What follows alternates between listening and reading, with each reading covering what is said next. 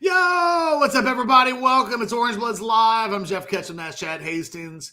Glad to be with you to start another week. Do us a solid thumbs up, hit it, click it, do whatever you want to. Jump into that Specs chat, subscribe. Like, we like it when you get active and do stuff and comment in the comment sections, and we do appreciate that. A lot of stuff happened over the weekend. At some point, we'll talk Scotty Scheffler because it feels like we should, but we do lead off Texas football recruiting. Oh, and by the way, yeah, Texas Card House, Hijack Poker, all of our sponsors. We'll definitely talk about them throughout the show. We wouldn't be here without them. But Chad, Texas football, they do it again over the weekend. We expected that Derek Cooper was going to be a thing. It was. He committed yesterday. There definitely now seems to be a little bit of taking a deep breath and evaluating what the hell just happened. Texas football recruiting now 4th in the team rankings for Rivals and 5th in the team rankings for 24/7. The woe is me from Texas fans thing that happens every year annually. We laughed at the notion of it. Yeah. It really doesn't feel like we even did it justice a few weeks later that it was like, guys, Texas is going to get theirs. Even if we don't know the hows and the whys and the wheres. Yeah. I even enjoy the little detail where as you guys are calming Texas fans down, you'll say like, oh, look, I don't know if they're getting back to the top 5 necessarily, but it's going to be a really good class. Calm down. It's okay. And then it gets right back to that spot. Like it jumps back into the top 5 at some point, and that's what Derek Cooper helps them do. So we're going to look at some stuff today. If you're a Texas fan, I mean, the reason we put Sark laying in that money on the thumbnail is that's how you should feel right now as a Texas fan, that you get to wallow in all this greatness. By the way, Catch, the Derek Cooper, the mannequin heads with the hats on it and the necklace holders, I've never seen that one. Well done, Mr. Cooper. That was good. I like that. I'm all for the presentation of that moment. He only missed one detail. If you're going to take the shirt off, it could mess up your microphone that you're wearing. That's the only thing he didn't realize. But other than that, I thought he nailed it. Having other family members taking shirts off and stuff was great. So, yeah, Cooper picks Texas. And what we're looking at today is the class as it's building. You looked up some big-time numbers that I know Texas fans are going to be thrilled with. Yeah, there's two things. Now, it's not 24 hours later, but it's not far away. We've had time to reflect. We've had time to sleep on it. I've had time to do another show and discuss all of it. And yes, Okomace, thank you. Smash that like button. One of the things that stands out, and you're right, I did write about it in my 10 thoughts from the weekend. It's been something that has popped up. I never know exactly what the hell I write out of that column. What will be you think you are writing your big, you think your lead is the thing, but sometimes it's like one little note, one little stat, one little something. And buried deep inside of my 10 thoughts, I posted, if we step back and look at the totality of this class, I don't know that what Texas is doing, because I don't think they did it quite a year ago at this level. I do think they did it 2 years ago with the Arch Manning class, or a couple of years ago, the 2023 class, when you think about the spreading out of the talent and the generational type players. But Chad, if you want to put this up, when you look at what Texas has suddenly in this recruiting class, they've got 6 different players that all rank in the top 7 of their positions in the last quarter century at a minimum. Quarterback, Diabell, 3rd highest in the last quarter century. Only Arch and Vince. That's it. That's huge. That's it. Huge. That's it. Yeah. Derek Cooper, 5th highest rated running back commit in the last quarter century. Now, it does feel a little cheap to end it. Class of 2027, going back to 2002, it does not include Cedric Benson. Although, to be fair, yeah, then Cooper would be the 6th. We think about it. Yeah, I'm thinking about where he is right now. but he's of that magnitude. John Turntine, 7th highest rated offensive line commit of the last quarter century. For all of the fixation on Felix Ojo, we're still talking about a guy that on the average, Texas has signed one of these guys once every presidential cycle. James Johnson is the highest rated rival defensive tackle commit of the last 25 years. How about them apples? How much did that blow you away, Catch? I heard you talking to Jason about it in the Derek Cooper reaction show, but for you covering it the way you do, when you saw that, like, what was the level of shock? The highest rated D tackle in the last 25 years. Well, it's a big shock because they're the Rivals is the only one that has him rated as a 5-star. So, yeah. Yeah. Man. It tells you how much they like him. It'll be curious to see where that settles. But, okay, what if he slid a little bit? We're still talking about one of these guys that no matter where that settles, it'll be something in the last 25 years. Richard Wesley, 5th highest edge guy, last 25 years. Tyler Atkinson. Jason didn't believe the stat. So I put it up just to prove it. He didn't believe that there were 6 higher rated linebackers, or that there were 5, I guess, not 6. There were 5 rated higher than him. Do you want to take a stab at it, Chad? Or do you just want me to tell you because I was listening to that portion of that show, so I would be cheating a bit. So why don't you go ahead and lay them out? In order: Sergio Kindle, Eric Fowler. Wow. Is a trivia question and a half. I wouldn't have gotten that one. Yep. Jordan Hicks, Mm-hmm. Anthony Hill, Malik Jefferson.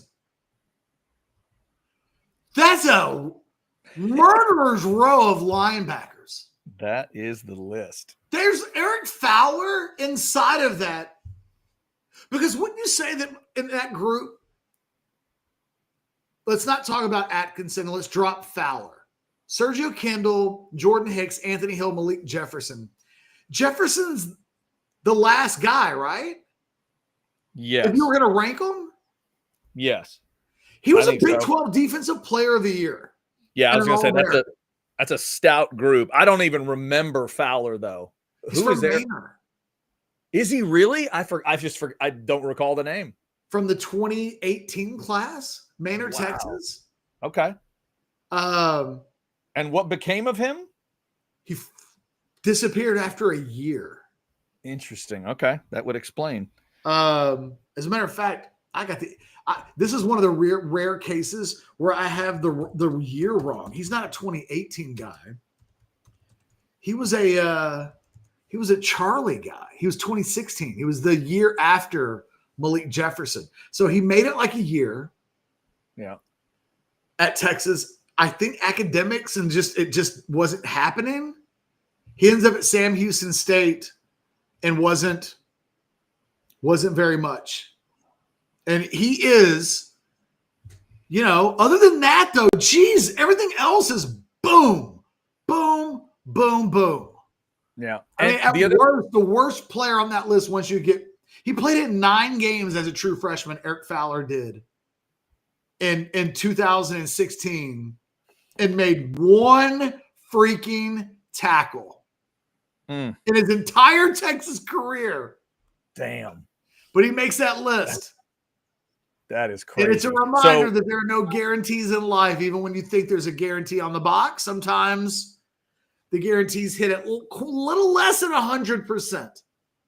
Yeah. But that's what when we say Tyler Atkinson is expected to be a star, because when they've signed guys like that, that's what it looks like. The Richard Wesley stat, again, when they sign guys like that, who are we talking about? It's like, oh, well, it's Alex Okafor, and it's a bunch of guys that turned out to, for the most part, to be really good NFL players. Colin Simmons would be an example of one of the guys that would come in above Richard Wesley. Chad, this isn't the best recruiting class that Texas will have ever signed. You can take that down now. Well, in real terms quick, of real quick, 1 to 25. Yeah. before I take it down, I think just an important thing to mention here. You're talking about 3 of those 6 occurred in the last week. So it is important to note for Texas fans, how do you go from where they were ranked to where they're ranked now, up into that top 5, up to that top 4 status? It's because Cooper, Johnson, and Atkinson happened in 1 week, and they're at this level. It's remarkable. Well, they've all happened in basically the last month.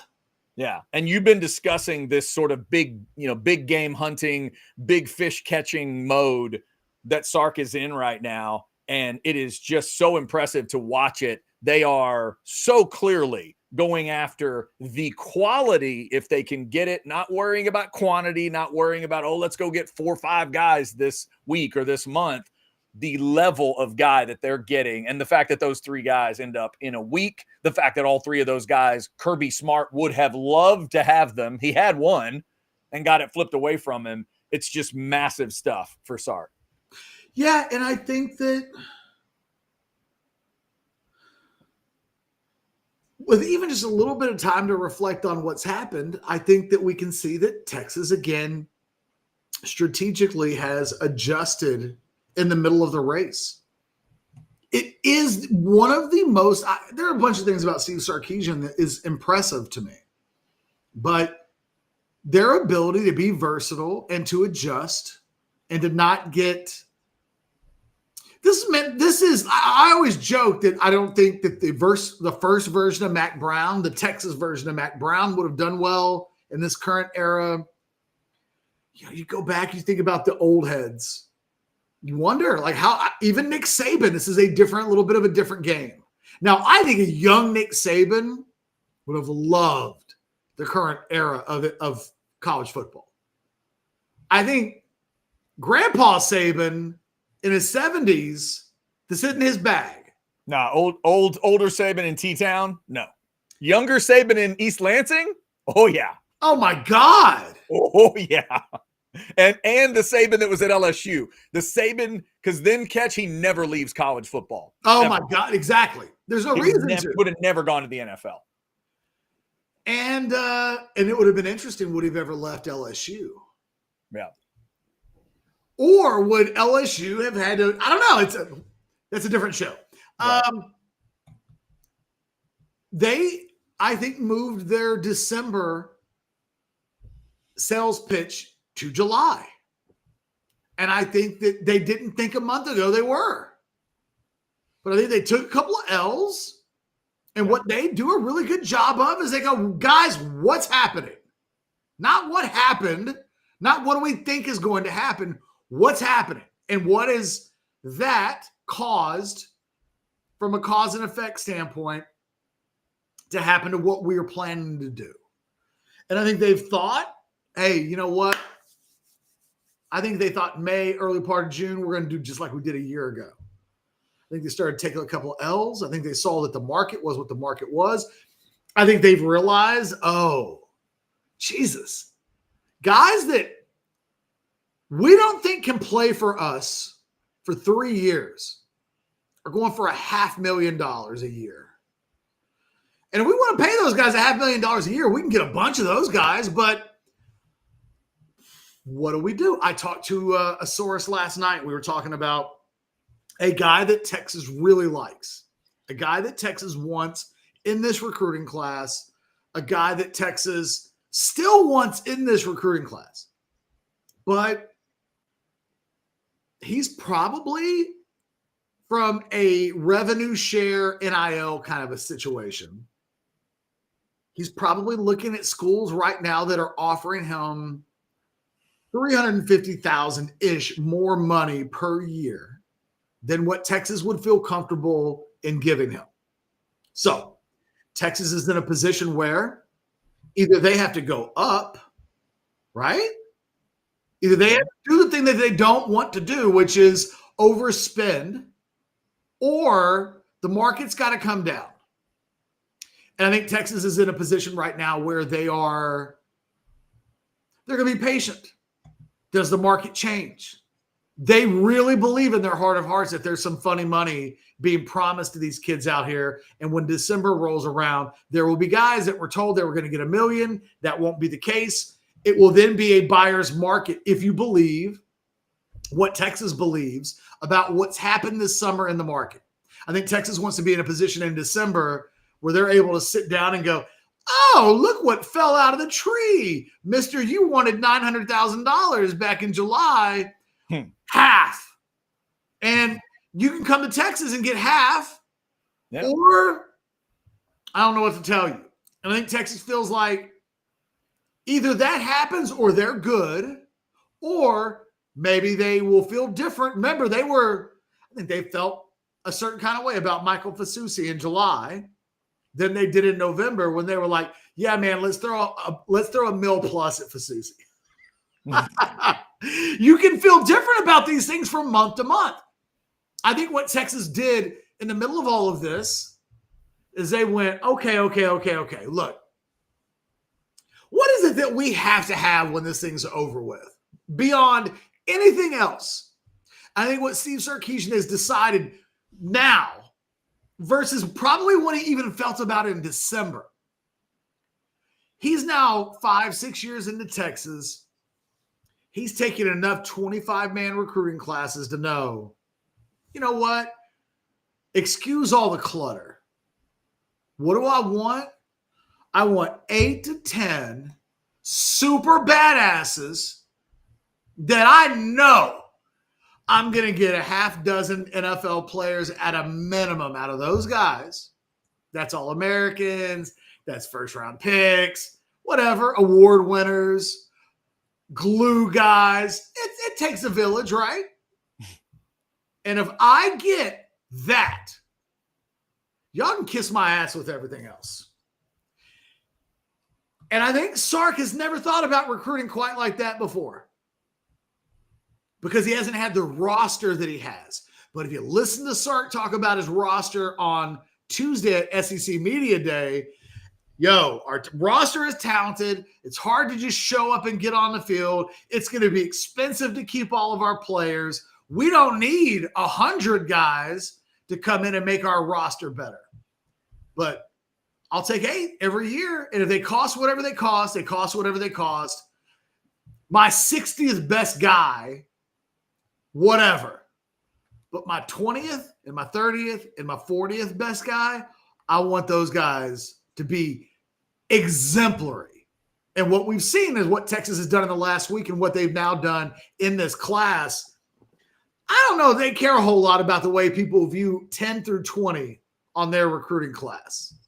I think they feel like if you look at 1 through 7, 1 through 8, 1 through 10, there's nobody else's 10 that they're trading their 10 for.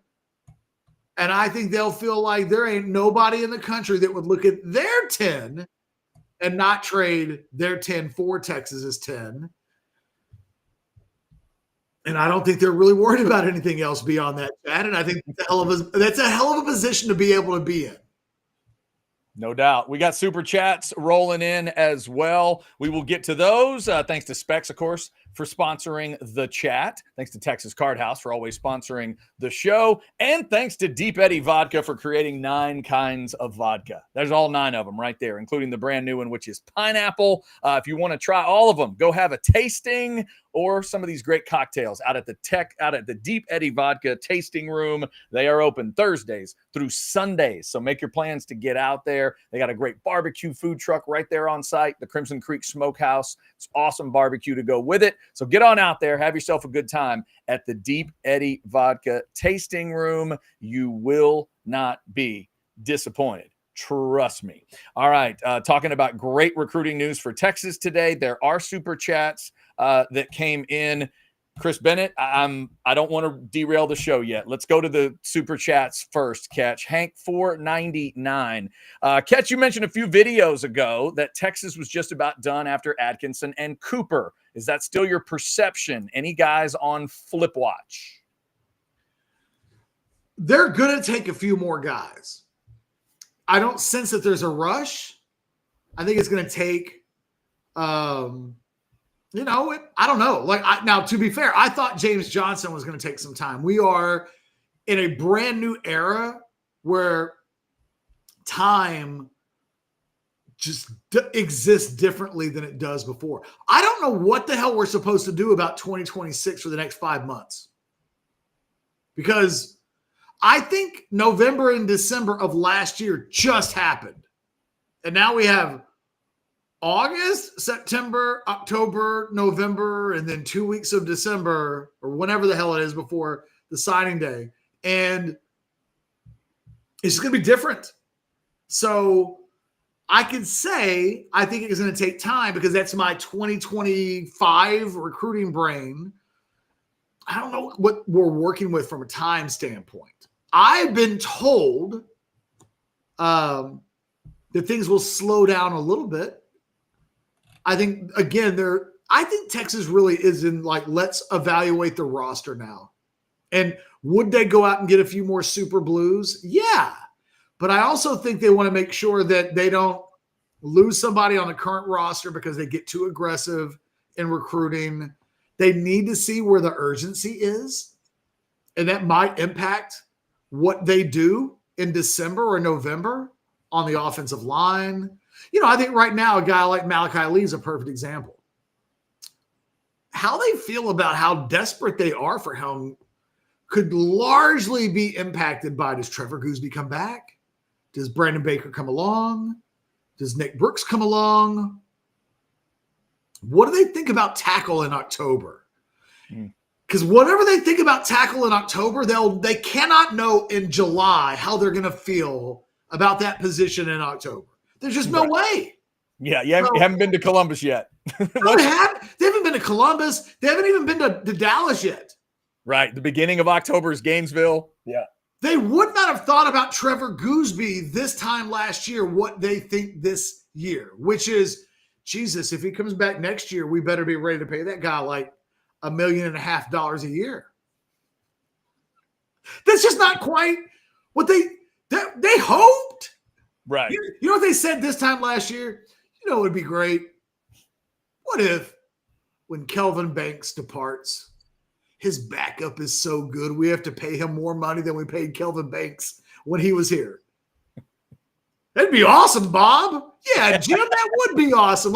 You said that kind of thing out loud, but 12 months later, it's a conversation. It's different. We have a lived experience that is different than we had 7 months ago, let alone 12 months ago. So I think the thing, Hank, that everybody needs to realize is Texas has done what they need to do. Other than tight end, that's the one position where I think you could, and left tackle, but who's the left tackle? That's the thing. I think the thing about left tackle that they know is different, and they've got I think there's a conversation that we're having on this show, Chad, that Texas is having behind the scenes that I think has a TBA as an answer, which is, what the hell do we do about – I think they know, well, look, Diabell's going to come in. You got to pay whatever you got to pay to get Diabell. And that dude might sit for a couple of years. And you know what? You got to kind of do what you got to do at quarterback. Right. Sorry, got to. Yeah. Is it the same at offensive line? Because I think they told themselves we can't spend $5 million on Felix Ojo or $3 million on Felix Ojo and not get that payoff until the third season. Right. But it's like this super chat from Barb's 10 at $5 says, can we institute the Baker rule or make him a verb? Don't get so desperate to overpay for a bench guy, specifically at offensive line. That's a Barb's, wild. I heard that, for instance, John Turntine, I hear they have a better situation with him than they did with Baker. I don't want to get into the specifics. I hate doing that. I know we do talk about these guys' money sometimes. It's unavoidable, but we haven't really done it with Derek Cooper. It's not like we're trying to guess the amount that he got. We know he's gotten paid. That was the thing about Cooper, that they weren't in his recruitment really a month ago. They weren't. That's the other thing. In addition to the magnitude of the commitment, how this happened Chad, I said this earlier, I'll use the example again. It's the most professional sports thing that I think we've seen this year. I think we saw it with Justice Terry, but what we see in pro sports all the time is real simple. It's like, oh, this guy is going to go to the Yankees. And then and it's like the number one free agent, right? Oh, so he's going to go to the Yankees. He's going to go to the Yankees. He's going to go to the Yankees. And then it turns out, oh, he went to the Dodgers instead. And then what happens is the Yankees decide, oh, we didn't get target number one. Guess we need to go to target number two. And the thing is, target number two thought target number one was going to go to the Yankees. He doesn't realize the Yankees are after me. There are some professional teams that when they show an interest, the Lakers, I think the Dodgers would be one, certainly. We know that the Cowboys don't spend any money, but if they ever did, we know that the Cowboys do have some cachet. Like, there's still an America's team thing that goes on there. Yeah, I'm glad you said have a little bit of this where a month ago they weren't really in that kid's recruitment. They've got enough juice and they're willing to do enough with their checkbook that they were able to clear out the paint of 7 different schools that he took official visits to. Yeah. And by the end of it, they were a foregone conclusion. There was no mystery. Everybody was picking Texas. We can't be naive about how that happens, but it's not all bad. It doesn't have to be bad. I said this yesterday. It's okay that kid picked Texas because Texas just decided we want a running back better than anybody else, and we'll just do whatever it takes. It's good to be able to do that. Right. I was going to say, I wouldn't understand the bad part. And I'm glad you mentioned the Cowboys. As a Cowboys fan watching this catch, I'm like, oh, Texas is acting right now like people think the Cowboys should and think the Cowboys do. Some people actually believe that. The Cowboys are always crazy in free agency. No, they're not. No, they're not. Texas did that kind of thing. And catch when Jason Sukamel gets the comment, it's like, so Texas is playing from behind right now? And he's like, oh, yeah, definitely. Some people focused on the playing from behind part of that sentence. You should have been focused on the Texas part because it's very different when you say that. When you say, oh, so Texas is playing from behind. Well, yeah. So then what do they need to do to get in a different position? Well, they just got to be Texas. They did it. And they did. There aren't many programs, Catch, that can be in that spot, 6th or worse, with one of the best guys out there. And he's holding all the hats that aren't theirs. And then it's like, yeah, so they're behind. Yep, they're behind. And he doesn't visit, as you point out, and then they're able to push that button and get him and every family member he had up there to put on a Texas shirt and flash hook 'em horns. That's crazy. How many times have we seen a press conference where like a guy shaves his mustache off and he's in those Yankee pinstripes and he says some shit about like, this is what I dreamed about my entire life, being a Yankee. Like, what do you mean? You had a goatee and like, like even you look Damon. Yeah, it's like you look like a member of Anthrax three months ago. What are you talking about? There are just like, and look, Texas always has fancied themselves. They coined the Joneses expression. Mm-hmm. It's followed them around forever. My entire life, I've heard that expression. And more times than not, it's been at like the dismay and disgruntledness of Texas fans. That usually comes up when Texas isn't acting like the Joneses. It is the exact opposite of what Oklahoma's new general manager, Jim Nagy, told us Oklahoma has to do. Like when that's a great point. That's 180 degrees from what he said. When I keep talking about Oklahoma is not Texas's business anymore, that they're not sitting at the same table. OU fans are, we beat Texas 2 years ago. And it's like, that's not what I'm saying. I'm not saying that OU's not capable of beating Texas. Not even saying that they're not rivals anymore. But Texas's bar right now is Ohio State and Georgia. That's what they're obsessed with. Yeah. Little bit of Bama, maybe. Not even Bama. Because I think because they beat Bama in Bama, and then Bama wasn't involved. Everybody is sleeping on Bama Right. But at also their own peril. Yeah, also without Saban there, it does feel different. I get that part. But to the point you always bring up, in terms of that super blue chip, list and the list of talented dudes, they still have a lot of them. I know everybody thinks that dude went to Alabama last year and got exposed. Careful. Yeah, be very careful. He still has the best roster he's ever had in his entire life. And 2 years ago, he had Washington in the national championship game. I'm just saying, careful. Yes, and remember, the guy that called plays for Michael Penix and dialed that team up to a championship game level and beat Texas, that guy is now back 2 with years in a row. Back with DeBoer. That has to matter a little bit. That has to matter. I'm just saying, because Anwar's, if you, Chad, put the other graphic up real quick, because we'll get into this discussion. But because I posted this on Orange Blood today, people have been asking me, with recruiting and with whatever is expected to happen this season, and we may go this may be a show later in the week, but it's too good of a topic to just ignore. Pop up the graphic. This is what it looks like next year. We have this year. This year, Georgia's number 1. They've got 24. Ohio State's got 22, and Texas got 20. Yeah. Next year, so what I did was I got rid of all seniors, Chad. They're all gone. Right.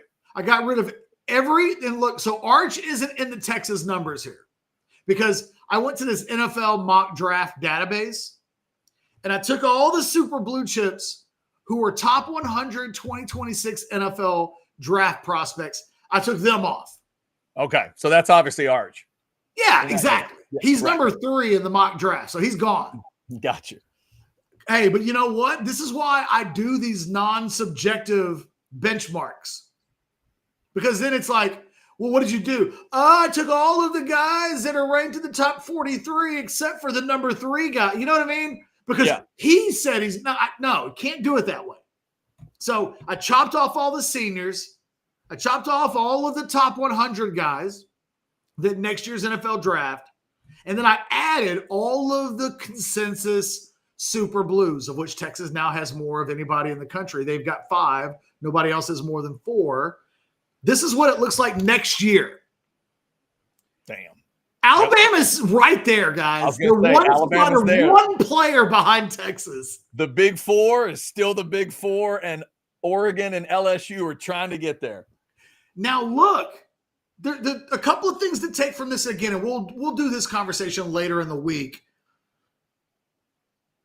I think two big notes, okay?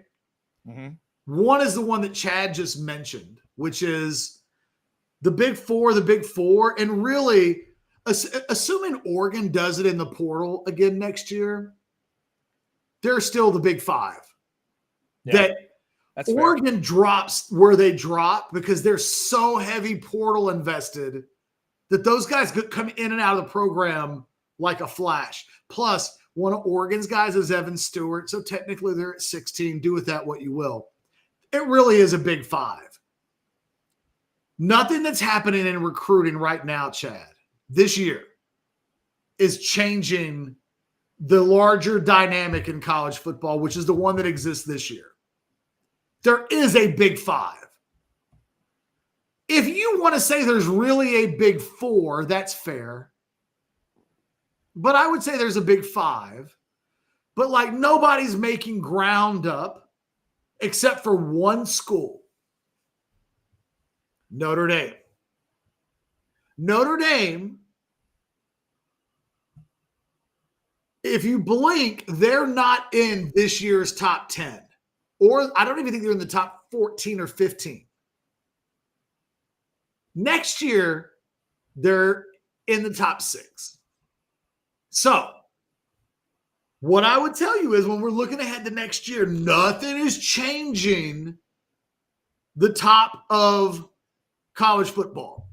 But one program is making a big-ass move, and it's the Irish. They're the ones. They're the ones that if you're looking at what's happening in recruiting this year and you're saying, well, what's happening? And what is it going to cause? And is there a shift that's occurring? you wouldn't say nationally, Chad, but you have the other graphic. Pop that. Fine. Do you have the 2025 graphic? Where we were looking at the 24 and 25? Yeah, I don't think we deleted those yet. No, this one? Show me where Notre Dame is on that list. Notre Dame, that is nowhere, and That's what I'm saying. Like they're the only program that's come and gone. Now put the 2026 back up there. They're 6th. Like that's a move. Yeah, So that's a all jump. I'm saying is, guys, Notre Dame right now is kind of doing what Sark started to do 2 years ago. Can they maintain it? Don't know. But if you're asking me, Catch, you're looking at the numbers, is there anything anybody should be worried about? I would look at all this and I'd go, well, it's all pretty much in line. This won't include whatever anybody does in the portal. This won't include transfers. There will be some changing inside of these numbers. In a lot of ways, these are probably best case situations because it doesn't include the transfers that are going to hit. All of these numbers will both will come back a little bit, Chad, but it's not including whatever else happens in recruiting. Like this number for Texas yesterday was 19. Right. They added Derek Cooper. It became 20. So it's going to change. It is. These are approximates, but it tells you where everybody is. It really does. The other thing, you could get 2 5-stars today, and they're still kind of where they are. It would mean they'd go from tied for 9th to tied for 8th. Well, that's another part of it, Catch. If I'm a Texas fan, I'm looking at 2 sections of this discussion. One is how I'm doing against the big dogs. And the other one is just kind of off to the side. Hey, just keeping the rivals at bay sort of a thing. You're competing with the big dogs. You're projected to double up the Aggies, and you're projected, once again, to have more than the Aggies and Sooners combined of this type of player. As long as that stat stays the same, Chad. I mean, come on. Then the dynamics that Texas lives in right now will exist. Like that's the thing that has to change. And Texas has proven in the last week they're going to hold up their end of the bargain. Yep. And if that continues, then what you've said about not only Oklahoma, we could extend it to A&M. It really is about those 2 weeks of a season for Texas. And for the Sooners and the Aggies, it's about how do you change that? Well, and I think, he's waving the white flag, Chad. That's what I'm trying to like. Yeah, no, that's true. That's a good point because Oklahoma is going about it by saying we're not going to try to fight those numbers. We're not going to try to out Texas to the top. Right. The Aggies would say we've got to get those guys and keep them. Sometimes we have gotten them and then they flip away from us. We've got to keep them. We've got to be more significant to these kids in December. But the Sooners are saying something totally different. Now look, Chad, both of them may be wrong, but only one of those attitudes is going to work. Yeah, I agree. It's the A&M attitude. It is we got to out Texas. Fuck it, Jim. Get the wallet out. Let's start paying guys under the table. We don't like whatever. Like A&M. It can be small matters of degree, right? It's you got to get a KJ Edwards to not flip. Little stuff like that. What A&M has done more of this year, both of the schools in Texas are kind of doing horribly in Texas. Right. A&M has 3 of the top 30. I'll go 35 just to keep it safe, Chad, because I looked it up this morning and I've smoked. So what I remember, I'm proud that I remembered that. They got 3 of the top 35. It actually is like 38, 39, something like that. But forgive me. Again, I smoked. Texas only has 4. So we've gone from a world and an environment where 12 months ago, if you'd said, Jeff, in order for Texas to accomplish what it needs to accomplish in recruiting, what do they need to do? And I'd go, well, if Texas is going to be Texas, they're going to have to sign like 7 of the state's top 10 players. That's when Mac Brown was in his heyday, 7, 8, 9. Like, that's what they would do. And you got to dominate the state. We've done shows, Chad, where we've talked about that, where it's like, well, if they don't get Colin Simmons, who have they gotten in state? And if they don't get this guy, it means that they've only gotten 2 of the top 10. And like, here we are in the Lord's year of 2025, talking about 2026 recruiting.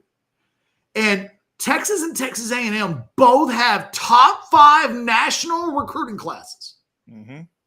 Texas is 4th in one service, 5th in the other. I think A&M's 3rd in one. I have to go look it up. I honestly, it's like 2 or 3 in one of the. I think 2 might be the highest they've been. The Aggies have been, but I think they're right around 3 in most. I don't know what it says. This will sound like I'm trying to be insulting to A&M, and it actually might be really poorly reflective of me. I'm still going to be honest anyway, and maybe it's one of those comments that insults everybody, at which point I don't care. I'm collateral damage for the insult. I'm ready. I looked where Texas was yesterday in the team rankings because people on Orange Bloods were like, I need to know where they're in the team. I didn't care. I did not look to see where A&M was. Right. And to be fair, you never care about the rankings for pretty much any discussion. It's not like you care about it just for Texas. You always tell the folks not to care about it. Well, and I do know how many super blue chips A&M has. Right. I know how many unanimous. I know how many consensus. Like, I'm paying attention, but the team rankings, I'm not. But both of them are like nationally elite recruiting classes. They combined for 7 of the state's top 35. Yep. And I don't think either coach cares. I know Sark doesn't. No, you got to get the quality. Get the best player wherever they are. You're in a conference that stretches that far from there to there. And in between, there's talent. There's lots of it. Sark did an incredible job at SEC Media Day of laying out, multiple coaches did, of how things have changed over the years, bringing in these teams from Texas and what it means for recruiting. There's tons of talent. Go find the talent, even if that means, oh my God, he's all the way over in Florida. Shut up and go get him. And that's what they're doing. I just think I think it's crazy, man. I just don't, I would just tell everybody watching the show, like, it's okay to shrug your shoulders and say, I don't know, to some questions this year. We are experiencing the biggest sea of change in recruiting in a really short, we're seeing decades of change occur in months. And Sarkisian showed up at SEC Media Days and was like, you know what? Guys from Texas just leave all the time. Like, it's not a big deal anymore. And he's not wrong. Right. And the opposite is true. Guys from Georgia and Florida and Alabama go all kinds of places, not just Texas. They'll go to Oregon. They'll go to all kinds of different spots. Guys will end up at Notre Dame from everywhere. Well, and I said, look, and maybe it's because I'm a child of I was listening to a podcast yesterday, Chad, and the movie had some elements of divorce, and the people in the rewatchables, CODs, children of divorce. I have no idea what they're talking about. Neither do you, right? But like, right. They're talking about watching the movie through the prism of that, and I think that we've watched the prism of the in-state romanticism to such a degree that we've convinced ourselves that the thing that matters is that a guy picks a school because he loves the school. He bleeds it. By God, I always bring up the Corey Redding story on the day that he announced. Right. He tells his mom, I'm a Texas boy. I want to live in Texas. I want to meet a wife who's from Texas. I want to have Texas babies. And I was like, yeah, Corey Redding, damn right. And like, but you know what? I'm older than Corey Redding. You know how I made my decision to go to Texas? Flip a coin. It was close by, Chad. That can help. I lived in high school and in college on 45th and Avenue B. Yeah, I know exactly where you went to high school. I could understand how Texas made a lot of sense for you. I grew up hating Texas. I was a Baylor fan. Right. I got a buddy, Scott Russell, and the Russell family. Their parents would take me to Texas games, and I would act like such an ass. I would go as a guest of a family with season tickets to Texas, and I'd be a total Baylor fan. Mm-hmm. But you know what? I got accepted into Texas. That helped. That'll change. That also changes things too, right? When they actually say, you know what? Come on down. I got accepted, and it was close by. And you know what? That changed my entire life. Like, think about what I do. What was the thing that triggered my entire life? Convenience. I went to Texas. It's one of the best universities in the world. I picked it because it's 5 minutes away from Avenue B Grocery, which means that if I had lived in Nacogdoches, I probably would have gone to the school right down the street in Nacogdoches. That's how I chose to go to college. If Derek Cooper decides, I kind of care a lot about money, and Texas stepped up to the table and made sure that they were competitive with every other school so that I could make a decision then about relationships. Whatever, man. Like, whatever makes these kids say I do and I will, and yes, as long as it's within the rules, go for it. And I just think that one thing Texas fans is having to learn is that the why these kids pick Texas just does not matter. And you know what? Arch Manning did not pick Texas because that's where he thought about going to Texas his entire life. And yet, everybody's like itching to watch Arch play some football this year. He did love Texas at 11, right? That's Arch, isn't it? 11 years old. Love. He threw a jersey on and told people he wanted to play at Texas. Was Arch Manning, did he bleed orange at 11? Bleed orange, I don't know. I'm just telling you, the kid apparently he liked Texas when he was 11 years old. Chad, he's a t-shirt fan. Oh, I see. I didn't say that. That wasn't me. Jeff Ketchum said that. I did not say that. We see. Now, this is the Ed Clements test, Chad. Can I say something completely outrageous on the air and then see if by the end of the day it's somebody else's fault? Trust me, they will blame me, and it'll be a good chance to transition here. We got some super chats. We will get to those. Also, let's give some love to Texas Card House. They sponsor us every day at noon. Go on in there, mention Orange Bloods at check-in, and you get 1 month of free club membership and 2 hours of free poker play at any of the 6 area locations, whichever one is closer to you. Also, if you want to check out the online poker side of it, why, that's Hijack Poker from the good folks at Texas Card House. Go to hijackpoker.com, scan it, get it on any device you want.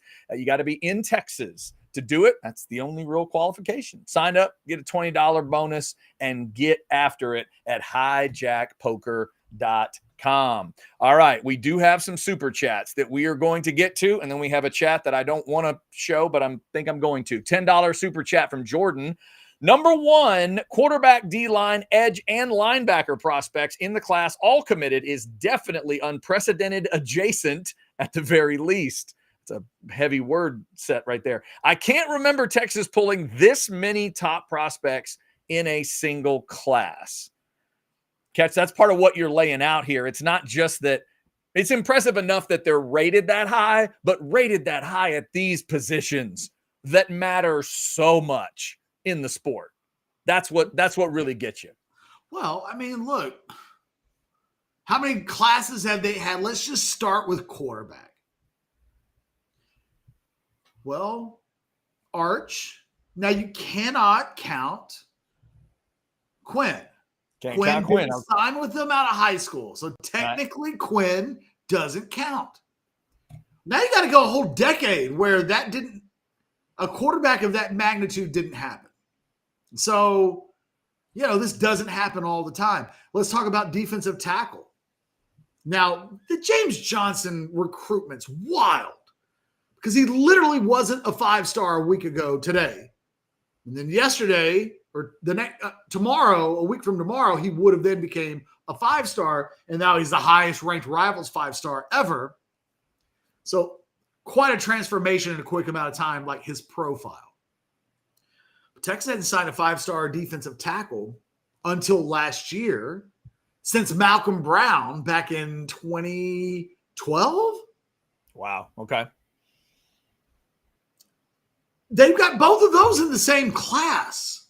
Yeah. So you couldn't even have had what they've got right now all the way back to 2012 because they hadn't had a defensive tackle until last year. And last year they didn't have a – you know what I mean? Like, It's stacking the combination of elite pieces together. Edge, D-tackle, quarterback. The only thing that's really missing is the left tackle. But even this, they've got John Turntine, who ranks among the top offensive linemen that Texas has recruited in the last quarter century. He's the one bringing the number down at top 7. What are you doing, John? Come on. It's slumming. What are you doing? The top 7. The 7th best prospect of the last 25 years. How dare you? Quarter century and number 7. Jordan, thank you for the super chat. It is impressive stuff that Texas is doing right now. Barb's 10 with a $10 super chat. Does Jordan Rogers earn the hater of the month for saying Arch is the 5th best quarterback in the SEC? He just made his brother more endearing somehow. Barb's 10, that last part is not true. He's going to have to go a long way to pass Aaron on a lot of people's lists that way. 5th He best hasn't registered. Jordan Rogers hasn't registered yet. No, not even close. And Barb's 10, understand it. The guys that showed up in Atlanta and made that argument, they're making it for a very obvious reason. They're making it on what have we seen, not what do you think you're going to see. And that's just two different ways to look at it. I would not have Arch at number 5 if I'm thinking of what's going to happen. But they're looking at it a little bit of a different, they're looking at it like a prove it to me kind of situation. So we'll see. I'm with you. Like, there's no reason to get offended. I think if you ask Arch what he would think if Jordan Rogers is his hater of the month, I think he would say, I think Jordan Rogers probably feels like I need to go out and prove myself. And I agree. Yeah. He says it before he said it before Jordan did. So Barb's 10, I get what you're saying. Thank you so much for that super chat. All right, Catch. I really like this one from ATX Bates. This is the choice. $4.99. You're betting your entire mortgage.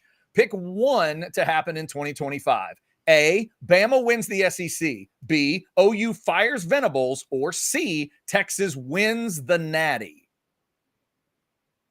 Your entire mortgage goes on it. I know what I'm taking. I'm taking B, OU fires Venables. Me too. I've looked directly at the schedule. I'm going to keep saying it. Top 8 teams from last year in the SEC. Texas plays one of them. The OU plays the other 7. And they have some tough road games. They are that is the stupidest stat.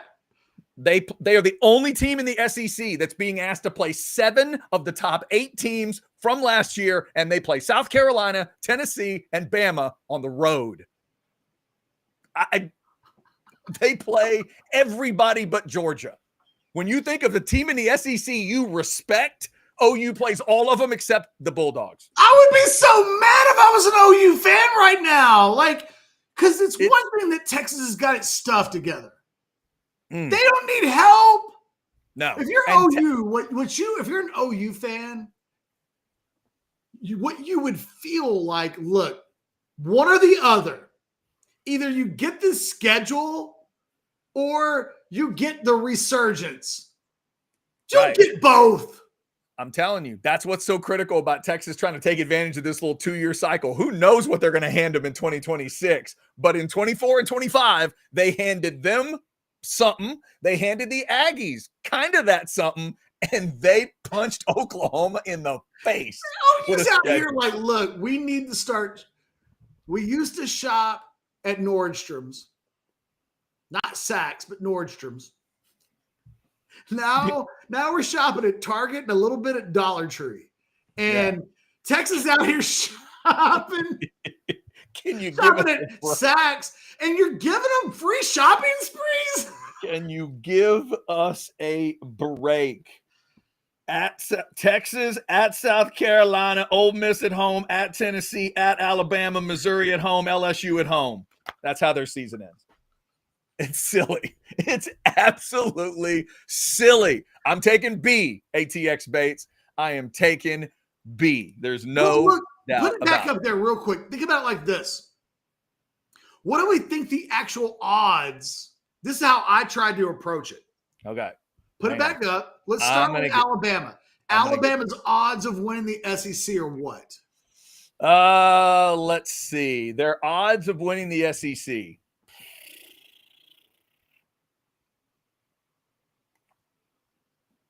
10-1. I mean, I was going to put it at about 10 or 15%. So it's, I mean, maybe you say 20% chance, 25. Maybe. Well, what do we think Texas is? I'm looking at Texas and Georgia, and I'm like 40-35. Then I'm like 25 Bama and 5 everybody else. Okay. That's probably fair. That's probably fair. And then you're talking about Texas. Yeah. And now, that's where I had Bama winning the SEC. Texas winning the national championship. That is such a specific thing. I think it's probably at about 25% odds. Yeah.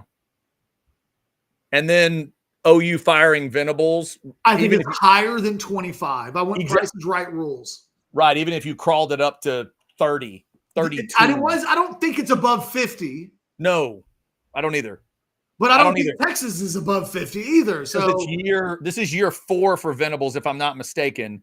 And we're going to need to see how it plays out. They get a chance early to calm things down. But if it gets real bad again. Hire of the new regime. Yeah. I mean, he's the only guy in college football right now, I feel like, from a general manager perspective, we all kind of acknowledge ranks above the head coach. Yeah, no, I think you're right. Let's look at it this way. Would you agree that if he wins 2 conference games again, he gets fired? Oh, yeah. What if he wins 3? I mean, he's going to lose his job, I think, if they go 7-5 or worse. And I think they've got to make maybe a Tom Herman decision at 8-4. If he could get there. I mean, that's hell. I can make a case he should be coach of the year at 8-4. Dude, at 8-4. If he 8-4 is that schedule, that's a hell of an 8-4.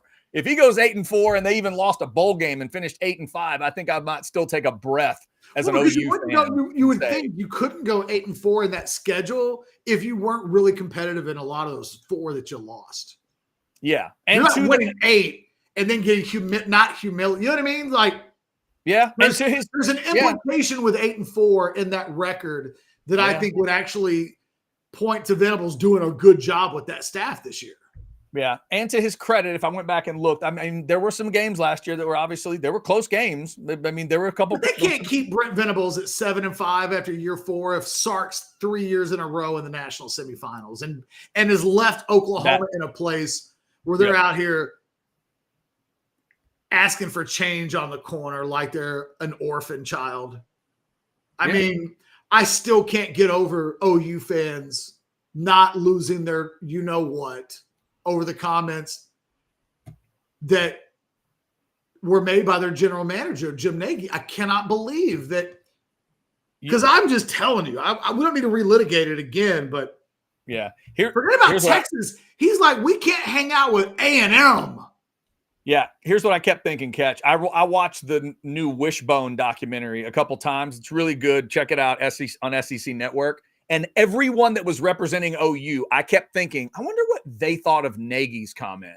Because they had Bosworth and they had Switzer and they had, big dog players on these teams. And I'm thinking, what? And media members and all this stuff. And I'm like, what did they all think when they heard Nagy say that and when they heard Brent Venables say what he said.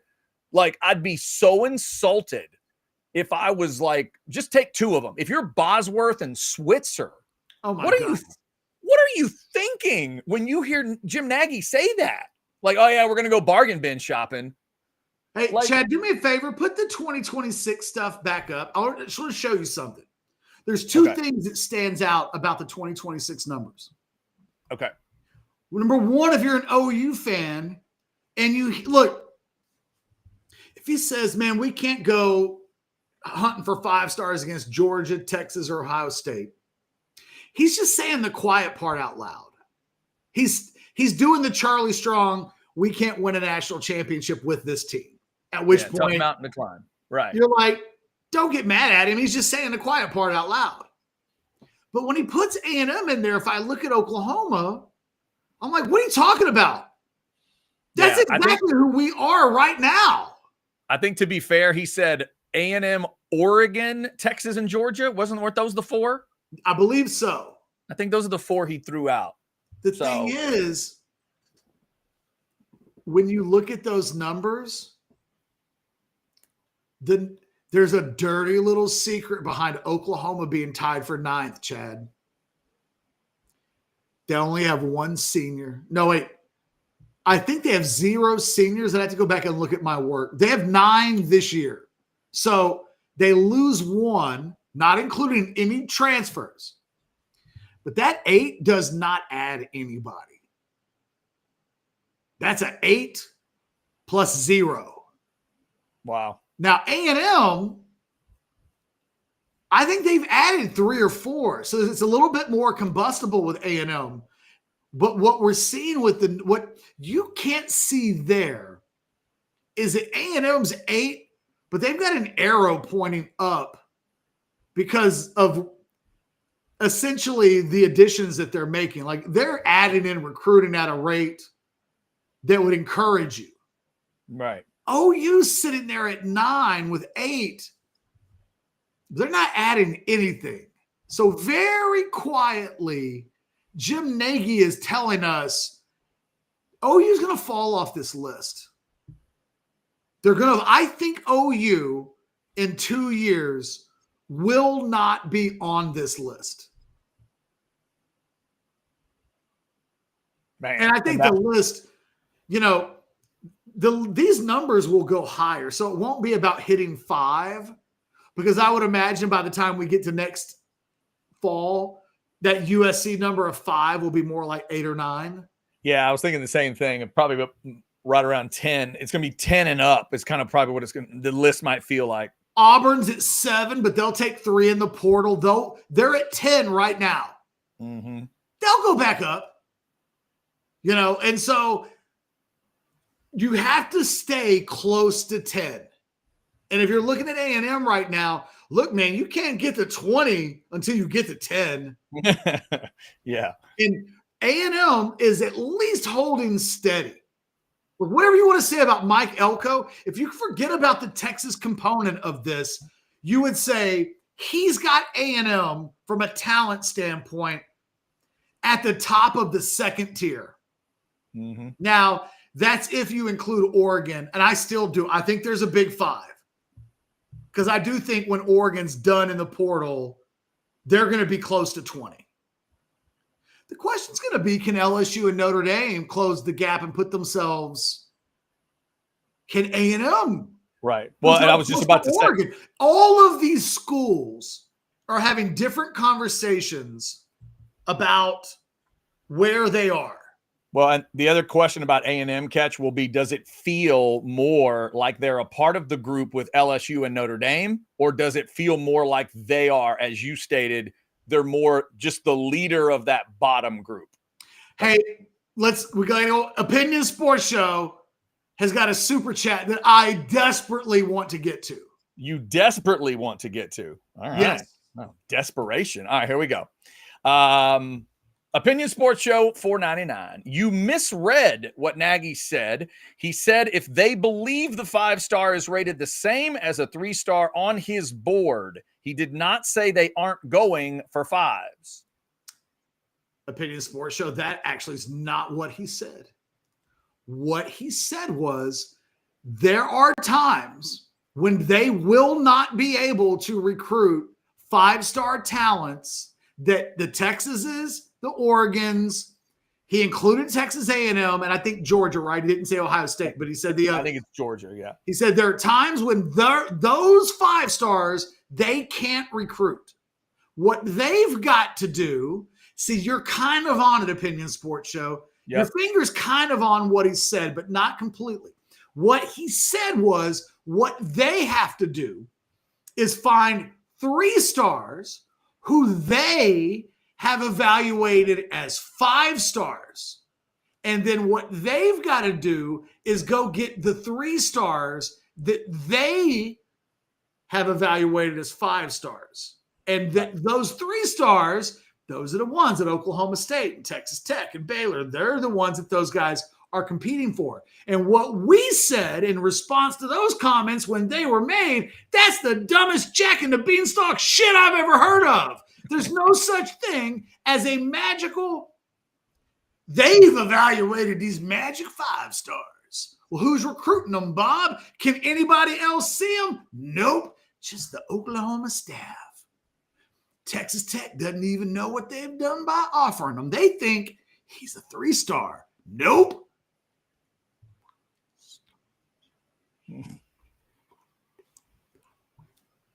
Don't say it out loud. Opinion Sports Show. There's no such thing. They don't exist. Because if 3 stars were actually 5 stars, they'd be 5 stars. And the thing is, this is why recruiting really, really, really matters, because this is what people do when they say they shit like, well, look, Trey Lance, he went to top of the draft. He wasn't even rated. That means that anybody could be an undrafted, unranked, top of the draft quarterback from North Dakota. 2 stars hit, yes. But it doesn't change the statistical probability of any of these guys randomly being the guy that's the needle in the haystack. Opinion Sports Show. Go back and listen to what he said and ask yourself, can that be done? Who's doing that? Who in college football? Because in order for what Nagy is suggesting that Oklahoma would do, in order for it to exist currently anywhere in college football, you have to point to the college football program who is producing NFL draft picks, top of the draft, NFL draft picks at a rate that's obscenely out of character with what they've recruited. I'll hang up and listen. Tell me who that is. Tell me who the magic Jack and the Beanstalk beans, the collection of beans that are getting planted in the ground. And I'll let you point out, if you want to tell me Gary Patterson at TCU, kind of, but I get it. That's yes. Exactly who, Catch, it's exactly who I was thinking of when Nagy was talking.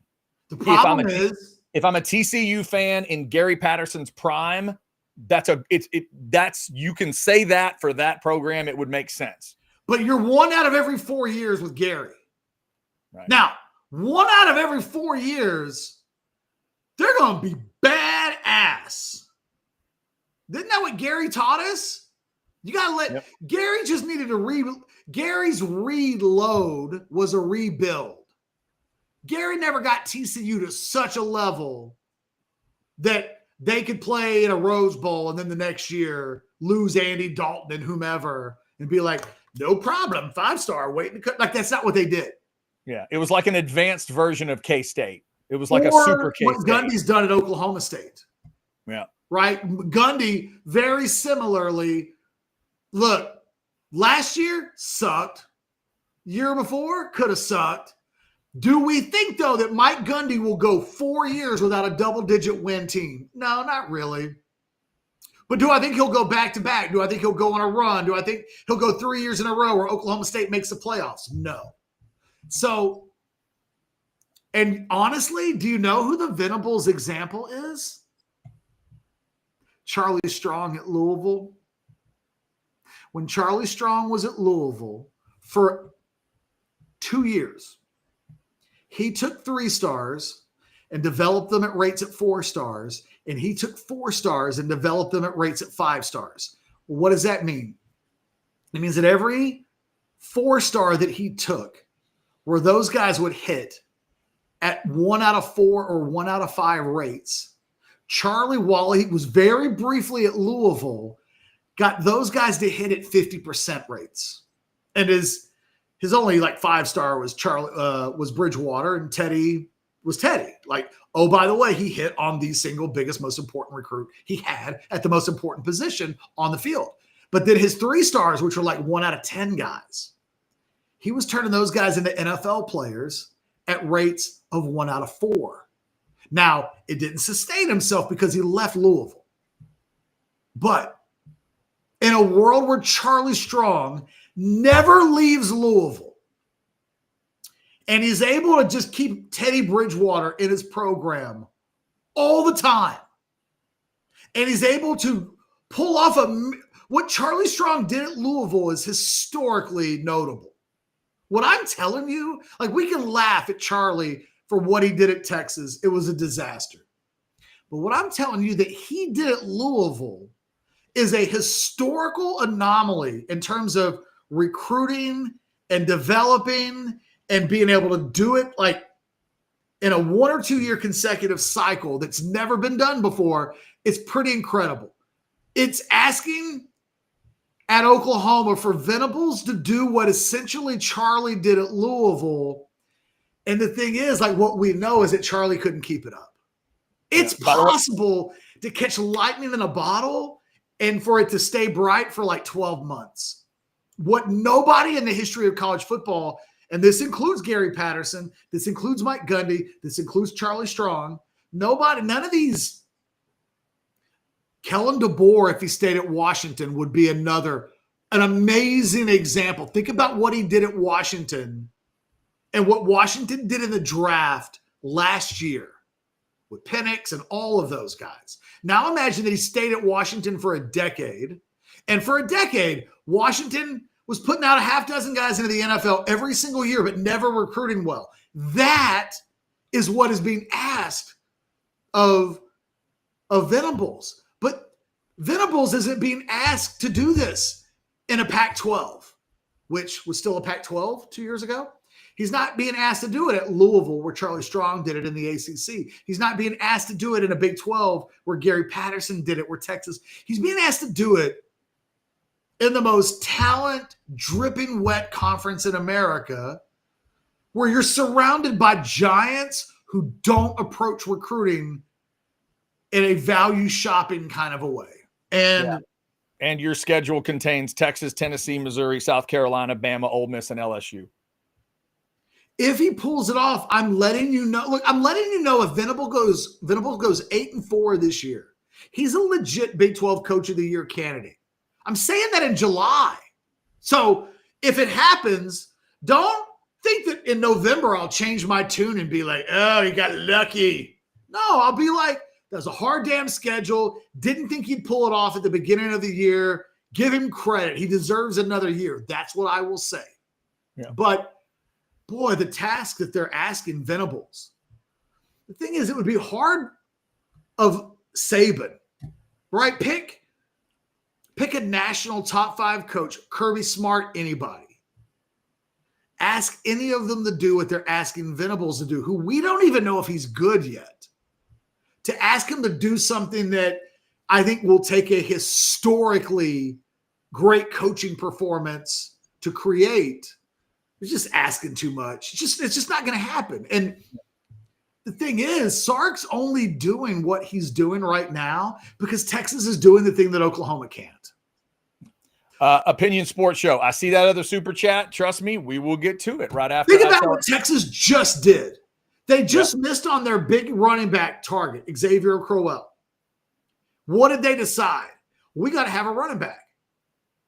Like a badass running back. Well, who's the second best guy in the country? Derek Cooper. Did he visit officially? Nope. When's he making a decision? In July? Will we be able to get him in town before he makes a decision? Nope. Oh, well, I guess we'll just go have to do it the hard way. Who's recruiting him? Georgia.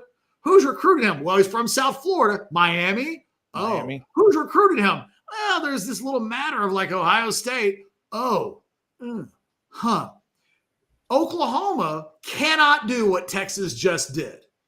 But while we give Steve Sarkisian credit for what it is that he just did, you know, when Darth Vader blew up like a planet, we didn't just give the Death Star credit to Darth Vader. There were like a lot of people get credit for that. The Empire, as it turns out, built a pretty damn effective tool. And the guy that pushes the trigger on the tool gets credit, right? But like, you know, we can't be naive and not have a 30,000 feet up conversation about this. Brent Venables being asked to coach football with a hand tied behind his back. Steve Sarkisian being asked to coach football with an extra hand being given to him. It helps.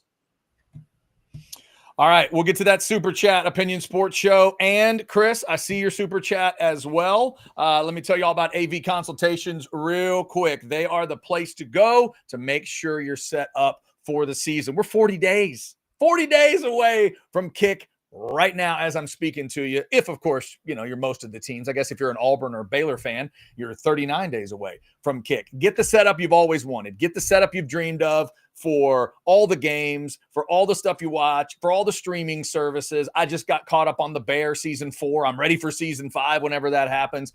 Make sure you're watching on the biggest, baddest screen you can. Make sure it's all hooked up right. 255-8678 or go to avconsultations.com. Shout out to Tom, Camilla, and the crew. Make sure you tell AV Consultations that you heard about it right here on Orange Bloods Live when you get that awesome setup set up. All right, Catch, Opinion Sports Show, jump back in with a $4.99. Play the video of what he said. He's not saying the 3-star is really a 5-star. He's telling you the 5 rated as good as the 3. The 5 is overrated.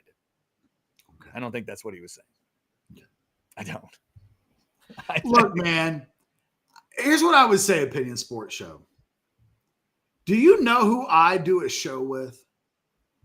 He is the most nitpicking, OCD, don't you dare accidentally say something slightly off son of a bitch I've ever worked with. I love him for it. But like, the thing is, because if I say something incorrect, he will point it out. Like if I say Felix Jones instead of Felix Ojo, he will be like, Felix Ojo, not Felix Jones. Like he does not let me get away with a slip. That man listened to that audio. Yeah. And what he's not allowing me to do is twist it into something that it's not. That man listened to the audio and somehow came away more emphatically puzzled and dismayed than he thought he was going to be when I told him, dude, you got to listen to this audio. You won't believe what he says. That's the truth of what happened. Yep, that is what happened. Opinion Sports Show, thank you for that super chat. Chris, I told you we'd get to it. Thank you for the $5 super chat. Late to the video. Seems like there's talk of one more big recruit lurking. Is it Cruel or somebody else? I think that there will always, even when there's always a last, there's always a next. What do you think about Malachi Lee? Some people have convinced themselves, like with Nick Brooks, that he is a 5-star when nobody is ranking him as such. Other people don't have him ranked as anywhere near that high. Texas really likes him. I think Texas fans have convinced themselves that he's a super blue chip consensus when he's not yet. Yeah, he Malachi could be one Lee, of those guys. This is the big left tackle prospect out of Hawaii, correct? Correct. And he picked one of the Big Ten dogs, Michigan. didn't he? Michigan. Okay. And I've been told like that's a situation. I've been told I don't think there's anybody that Texas is desperate for. They're kind of desperate for an offensive lineman, but they're not desperate to be desperate, if that makes sense. I think they're looking to add I think there are decisions that still have to be made. I'm told, though, that even on a situation with some of the offensive linemen that they're looking at, that what they would feel comfortable about doing from a revenue share NIL standpoint and what some of these guys otherwise have available to them, if it's actually legit, there are questions about that. If a guy thinks that he has $750,000 available to him in July and you really only feel comfortable with half that number, okay, well, let's see if that number still looks like that number in December. Or do you still feel comfortable with that number in December or November that you did in July? Maybe you'll feel different about it. Remember, I think the biggest example I would give you, Chris, it feels like the number 750 was a big number for a long time. I can remember Chad and I did shows where it was like, Texas won't go above 750. They won't pay a guy $1 million. They won't do this. They haven't gone beyond this in recruiting. I think Brandon Baker kind of hit his head as a prospect. They weren't going to go above this number. And then DeCorian Moore showed up, and it was like, did they go above that number? It was like, oh, yeah, they did. And then suddenly it was like, did they do that with Fasusi? Yep. Justice Terry? Yep. What did they give Simmons and Hill? Oh, they went beyond that number. And then suddenly it was like, oh, I had somebody on Orange Bloods earlier today say, they'll never give a transfer $1 million. And I was like, well, never? Because Emmanuel Pregnon got that, and Murad Watson's coach would tell you that Murad Watson told him he got that much. And he goes, well, I didn't mean $1 million. I meant 1.5. And I was like, okay, careful about being emphatic, because these numbers and these things that we think change all the time. Chris, what I would say is when you're Texas, there's always one more big recruit lurking. If Texas decides they want a big recruit to be lurking, I don't think there's anything imminent. Chris, thank you very much. That cleans off the super chats. Before we move on, Ketch, why don't you tell the folks about Rogue Shop? You made a mention earlier that there might have been some Rogue Shop in your early Monday. Is that fair to say? I did. They were the sponsor of the Monday Overreaction show, so why wouldn't I? I'm loyal to my sponsors. No, I love Rogue Shop. They are Texas's home for legal CBD, THC, so much more. Scan that QR code. Use the discount Orange Bloods to get a discount. It's like being a VIP member. It is like you're a VIP member when you use the Orange Bloods discount. Go shopping for yourself, for mom, for granny, for your dog, for your loved ones. You know, if your spouse is a little on edge, you can give them something for that. Sleeplessness, anxiety, it's all there. Go to Rogue Shop, check it out. They're a sponsor of Orange Bloods. We couldn't be what we do without them. We love Richard and Shar and the whole gang there. Customer service is what they do. Great product is what they do. Check them out, Rogue Shop. Scan that QR code. There you go. Shout out to Rogue Shop. All right, Catch. No super chats right now. We don't have to have it derail, but I just feel like it needs to be put on the screen. Holy hell in the entertainment world. Man. I know. Holy hell in the entertainment world today. Chris Bennett threw this up earlier. Apparently TMZ, one of the first to report, other sources have confirmed. Oh my God. I don't even Malcolm Jamal Warner dies of an accidental drowning. Maybe it was over the weekend. Maybe it was I don't know exactly the specifics because we've been doing the show, but my God, just rest in peace. That's horrible. Horrible. Yeah, I saw that on Orange Bloods earlier, and I haven't processed how I feel about that. Like, that one hurts just because he's a kid of our childhood. Right. Yeah. Now, there's part of me that's like, oh, my God, he died so young. And there's going to be another part of me that I don't know how old Malcolm Jamal Warner is, but I'm guessing I'm going to find out that he died in his early 50s. I think it's like early to mid. Yeah, it's going to be early to mid 50s, and it won't feel so young. No, there's just a lot to process, you know. Like it is. Chris, thank you.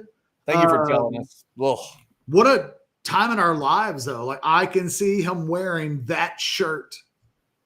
You know what shirt I'm talking about, and what episode of the Cosby Show? That the Gordon Gartrell.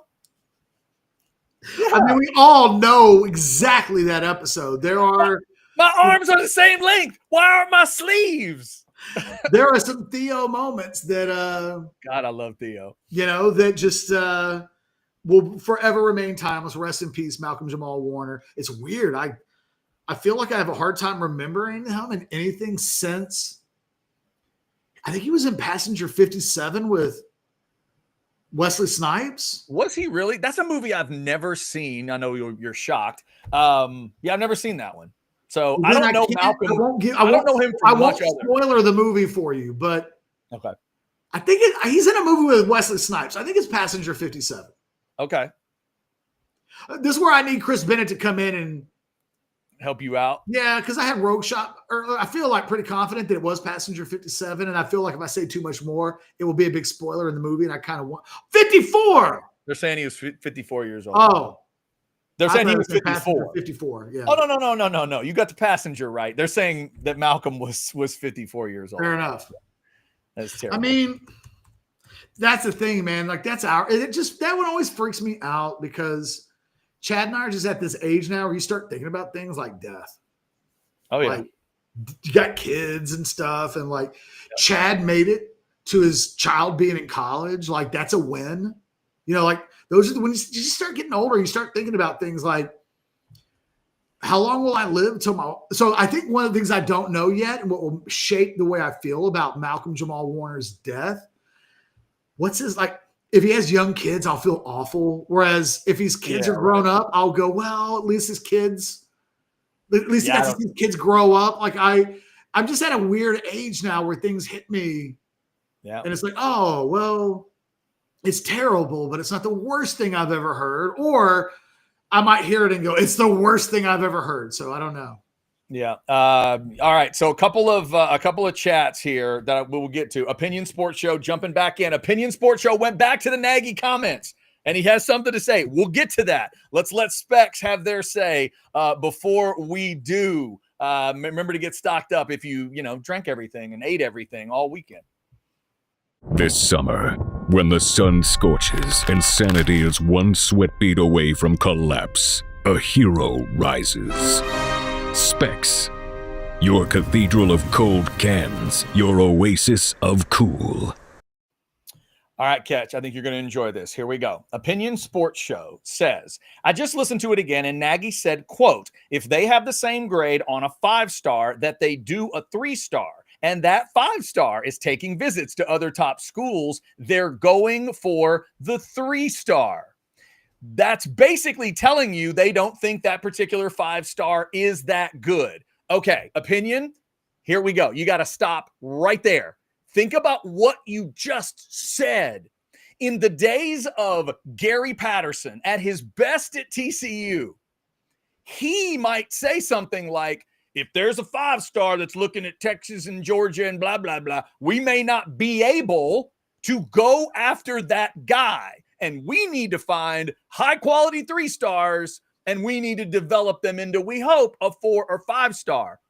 But if you're Oklahoma, do you really want to say out loud, if there's a badass that's being considered by these schools, we may not be able to get them? Or don't say the dumb thing. Don't say, you know what may be messed up here? That star system. Oh, don't do that.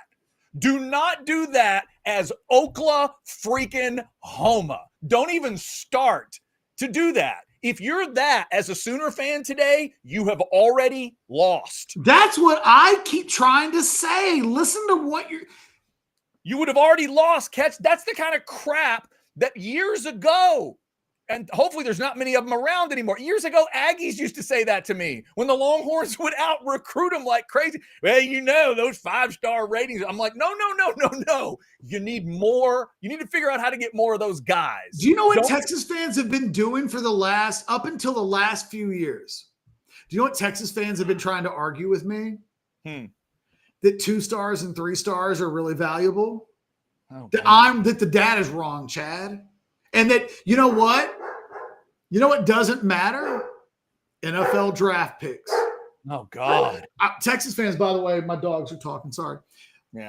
By the way, it's kind of amazing. I didn't feel like the dogs have talked on a show in a while. Nice job, dogs. Yeah, they haven't. What did Texas fans think about those last 2 drafts? Because those were pretty impressive. Texas fans forever have been trying to convince me, well, Catch, I don't care about your data. You know why? Because a whole lot of really good college football players never get drafted in the NFL. And I'm like, who? And they're like, Poona Ford. And I'm like, okay, correct. The incredibly short defensive tackle that was a statistical physical anomaly. Touche. Like, give me some more. And then it's like, well, and then, it's like, was Vince Young undrafted? It's like somebody found him. Yeah, somebody found it. And let's go through the national championship team in 2005. Let's talk about the guys that were drafted. Let's talk about the guys that weren't drafted. Robert Killebrew. And let's talk about who you want to recreate and who you don't want to recreate in 2025. And the other thing, here's the other thing, Catch. If you want to play like those two purple teams did back in the day in the Big 12, that's one thing. But those teams were K-State and TCU. And you said this earlier perfectly, but I'm going to try to restate it. Oklahoma is trying to make that argument in 2025 in this SEC. Well, you know what the other thing is? You know who could do it? There's one guy. I think there's one guy that can do it in all of the world that's proven. Current coach? Yes. Who? Jim Harbaugh. You could take Jim Harbaugh, put him in Norman, Oklahoma, and I have no doubts that he will do exactly what Oklahoma is talking about doing. He'll take, hey, man, give me 5 years to get my guys in. And you know what? I'll produce some NFL players, and they won't be 5 stars, and we'll beat Ohio State's ass. But you're going to doubt me for a lot of the way. And like 4 years in, I'm going to have to take a pay cut because I want to pay my assistant coaches more. And you're going to be thinking about firing me. But you know what? I'm still Jim fucking Harbaugh. I've been to Super Bowls. I built Stanford up. Trust me, I'll get Michigan up. And you know what? He did. And you know what? There's one of him in the world all time. That might be a guy to believe. And you know what? Ask his brother, and his brother will tell you, my brother is one of a kind. They broke the mold. There are no other Jim Harbaughs in existence in the world. That's my thing about what Oklahoma is asking themselves to do. It's not that it can't be done. It's that it's a real Herculean task. And you basically have to be in the top 5 football coaches in the universe. That's how good I think Jim Harbaugh is, by the way. I really do think he is one of the 5 best football coaches in the world. So then let me ask the question. If you and I had Jim Nagy in a room right now and the truth serum was in, and you asked him, do you think Brent Venables is one of the best football coaches on earth, and that's why you're doing this? Would he tell us yes? Well, he would probably say that, but I think part of the reason why Jim Nagy took that job is they told him, if this works out and Brent Venables is the guy, then awesome. Right. But I'm saying this, you get to pick. What do we know about Oklahoma? They're going through a real sea change at the top in the leadership department at that school. Right. But Jim Nagy is the future of that program. Right. So is that what he would tell us? Because you wouldn't ever say that out loud. Just like if you're Jim Nagy, you shouldn't say what he said out loud. You can think it. I'm saying very much channel your Buford T. Justice situation. And you got to go Smokey and the Bandit here. You can think it, but don't do it. Yeah. But I'm telling you, if we put the truth serum in him, would his answer be, look, man, I'm the guy moving forward? No, because I don't think he'd want to say that.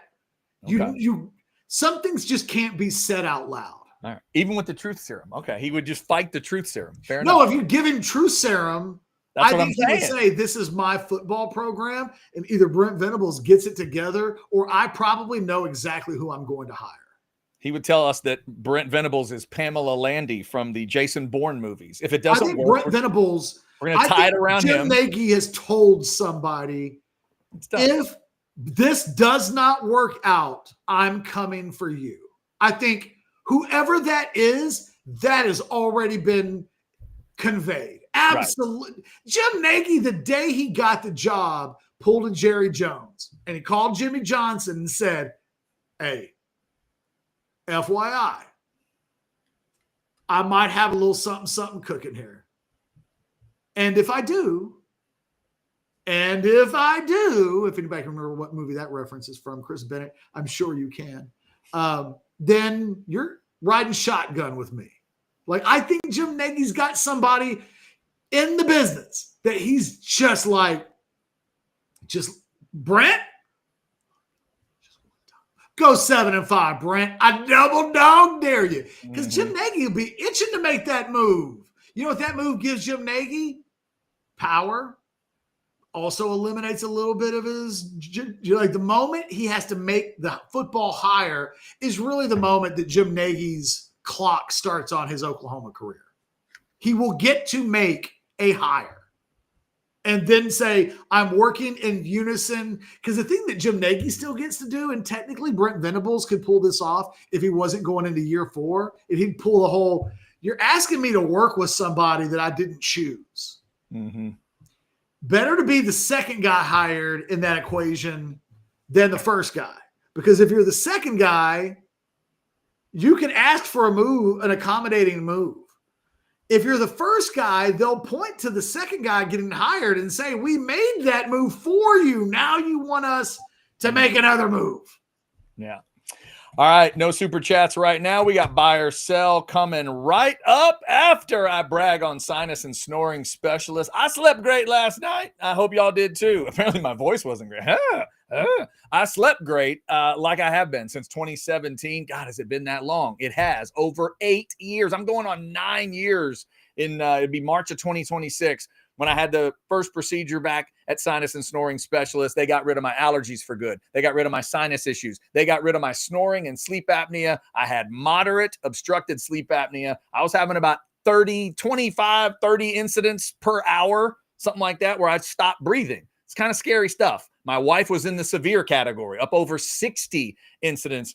Alex Dunlap had a friend that was at 120 something. You need to find out where you are on that if you're snoring, so they can take care of it. 601-0303. That's how you call or text them securely. You can also go to sinussnoringent.com. There's a lot of great videos there that explain a little more about what they do. So many different options, surgical and non-surgical, in ear, nose, and throat. And as I've told you, they've added another doctor to the practice, not just Dr. Slaughter, but they've got Dr. Salvador in now. That means more appointments for you, morning, afternoon, whatever works best for you. Check them out. Feel clear, rested, and healthy with sinus and snoring specialists. All right, we started this show with it's not the big news. It's just kind of a big story with Texas recruiting over the last week. Derek Cooper picks Texas, and we talked about the quality that Sark is putting together in this 2026 class. Catch, anything else we need to hit there? Or are you ready to buy or sell? I'm ready to buy or sell. I have questions ready to go. Look at you. You want to go first or second? I'm going to go first. One of them you inadvertently answered. So it'll just be one we speed through. I'm not going to make up a second question. No problem. Occasionally I do this to you too. That's okay. Buy or sell number 1, Derek Cooper odds at starting next year are at least 20%. Odds at starting next year. CJ Baxter was Steve Sarkisian's boo. Yeah, I will buy that because you made it a little bit nebulous by just saying starting next year. You didn't say first game or anything. So, yeah, I'll say buy. Bingo. Nice job. I wondered if you would take advantage of, I thought, some width that I gave you to answer that question. I appreciate that. Buy or sell number 2. Like I said, you've already answered this question once on the show. All right. You know exactly how many days until the first Texas game. Oh, it's me. Who you talking? Hey. I was just double checking. Han Solo, Return of the Jedi. Hey, it's me. 40 days. Absolutely. You know I keep up with the countdown like no other sicko that you know. That is a buy. I'm curious to see how you answer this question. Okay. Because I don't know that there is a right or wrong answer. All right. Buy or sell number 3. Scotty Scheffler is the best golfer other than Tiger of this century.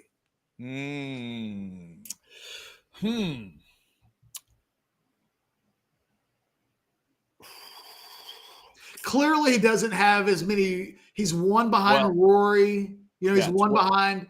He's behind Lefty. So the question is not, does he have the most majors? Right. It's just, Lefty is he the best golfer not named Tiger Woods of the 21st century? Yeah, that's a good way to, when you do the of this century, that's good, because that politely puts Jack Nicklaus in a different discussion, which is well played. Based on that phrasing, I think I have to say bye right now because of the quality of numbers we're talking about, because of the quality of this start. We'll see what happens from now on, but through the first 4 majors, Phil wasn't this.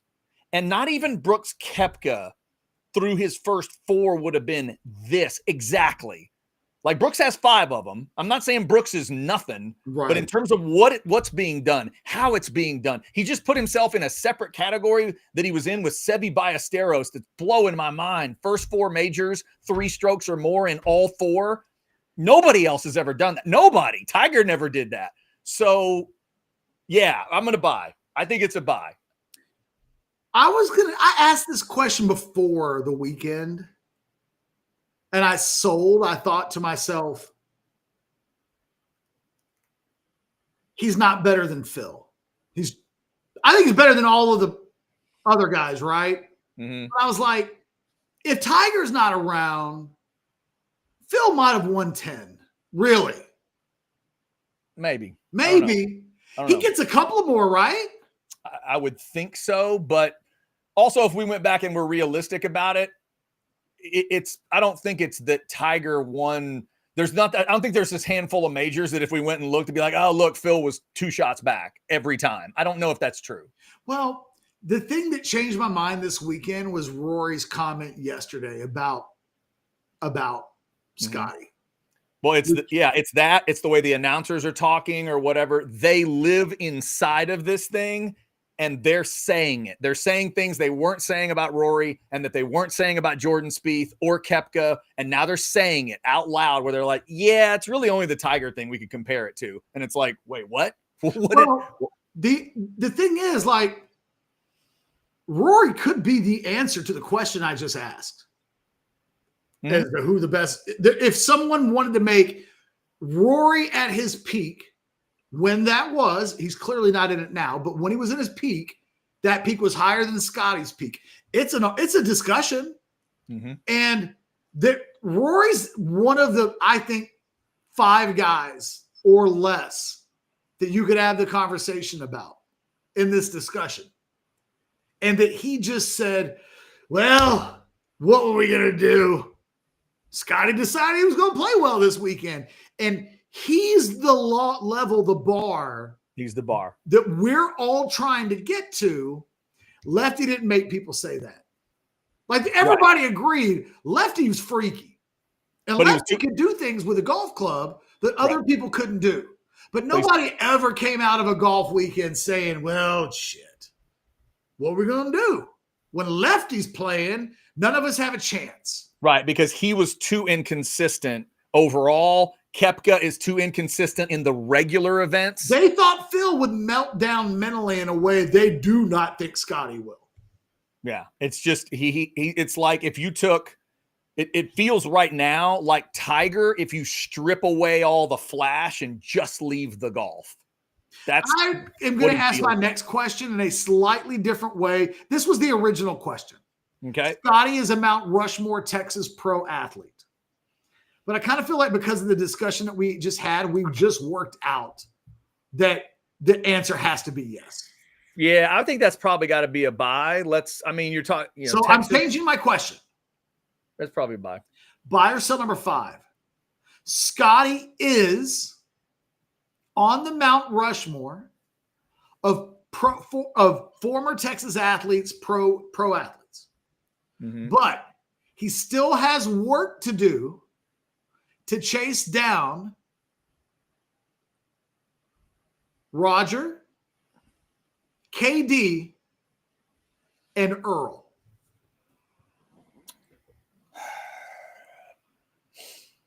I think you said you definitely mentioned 3 names that were in my head. Work to do to pass them. Yeah, I mean, you can make that with 2 of them. It's about championships, and with the other one, there's just a longevity to it. It's probably like a lowercase buy, but yeah, buy probably has work for all 3. Certainly KD and Roger, and then the Earl thing. You're just putting the answer's a sell. He's passed. I could make the argument he's past Earl. I'm just not sure if I want to. That's the part I was kind of. I've had some Texas fans get angry with me about this. They think it's a real hot take, but it's like Earl's generally in 2010. Earl Campbell was considered the 55 best player in the history of the NFL. That was half a generation ago. Yeah. So his standing now is probably just not that high. Whereas we're talking about Roger Clemens is the greatest pitcher of my lifetime. He just is. Yeah, he is not. He hasn't passed either one of those 2 guys. I understand the argument you're making, and KD's a consensus top 15, 20 player all time in the NBA. Right. That's not what Earl is. Right. And multiple titles and multiple MVPs. And you're right. Ultimately, based on how it laid out in the pros, that is not what Earl was. So yeah, it's a sell because he's probably past Earl. That was Chad that said that, kids, by the way, just so you want to know. And finally, last night, the wife and I were looking for a movie. Yeah, that's called entrapment, folks. If you want to look up the word, you're going to see that. You normally avoid that so much better than you did that time. That was you literally changed. I talked you into changing your answer. Well, no, it's it was the answer that was in my head at first, and I went nostalgic and I went old man, and then as I'm going through it, like I get the argument. I can make the argument on the other side. I don't want to, but I can make it. So I get it. And finally, buyer sell number 5. The wife and I were looking for a movie last night. Mm-hmm. We settled on a Paul Rudd project called Friendship, which you can find on Amazon Prime. Okay. Really weird movie. Mm-hmm. I enjoyed it. It's dark. It's dark, people, but I enjoyed it. All right. But buyer sell number 5. Forced to choose on a desert island. Netflix over Amazon Prime. You only have one. You have to give one up. I'll buy off the top of my head if I go buy, because I get Comedians in Cars, I get Raw, and I get all the stand-up. So I'm going to buy. I'm a sell. I'm a Prime guy. I need the new releases. Going with the Prime. See, you know me. If there's one thing I'm not paying attention to, it's probably going to be new releases. Because when the Oscars, the thing is, because of the presence of Netflix, I'm not going to be able to watch my thing of watching all of the Oscar nominated performances. Yeah. On a desert island, I use both of those. And if you take one away from me, when Oscar season rolls around, I'm going to have to give up Netflix, and there's going to be like three or 4 movies that I'm just screwed on. Okay. Sucks. That's fair. But like forced to choose, I'm a Prime guy. All right. Real quick, though, a good comment here from Texas. Oh, I like that. Just Texas. Also, golf is a worldwide thing. It is. And again, it's about what they're doing. So is baseball and basketball. What they're doing in their pro realm, though, it's just, it's remarkable. And the thing is, you got to keep it in the context. It's essentially Roger Clemens, and like controversies aside, well, Clemens is like the best player at his position of the modern era. Right. Well, here's the bar. This is the real question, Catch, because I don't think maybe we're asking the right question before we get to my buy or sells for you. Since you already went there with the Earl thing, and so did I. Should Earl be on the Mount Rushmore? Yes. I don't know who replaces him. Is there another athlete that went to Texas and then went on to such a pro career that we could say, hey, should this person be in the discussion? Can I tell you who it is? And it's a total wild card. Go ahead. I got a name in my head. Who's yours? Julian Alfred. Okay. That's a good one. If she goes into the next Olympics and wins a gold, because I'm having her and Kat Osterman conversation right now. What about Casey Hampton? No. Earl was legitimately, at one time, it was Earl Campbell and Jim Brown were considered the best two running backs in the history of the sport. Mm-hmm. And then, the 80s and the 90s and the rest of the decades happened. And Earl is still, he's become a weird Night Train Lane, freak of a bygone era. The 70s now are so long ago now that our kids look at the 70s the way we would have looked at the 40s and the 50s.